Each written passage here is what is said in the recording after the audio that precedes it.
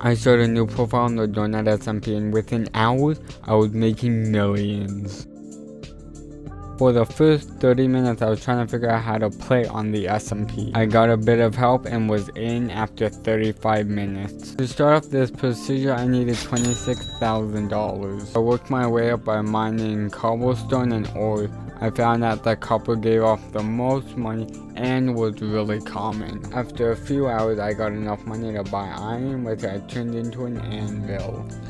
I then bought a stack of iron for 5,000 coins and resold it for 10,000. I got some more cash and got everything I needed. This is where the fun began. The way this works is you take a shulker box and you take sticks or items like that. You rename them into powerful gear like a netherite sword, netherite armor, a shield, and you throw them into the chest. Once they hover over the shulker box in the auction house, they'll see those items and think, oh, these are the actual items.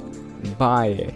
And you get profit from something that maybe costed you $17,000 when you just sold it for $500,000.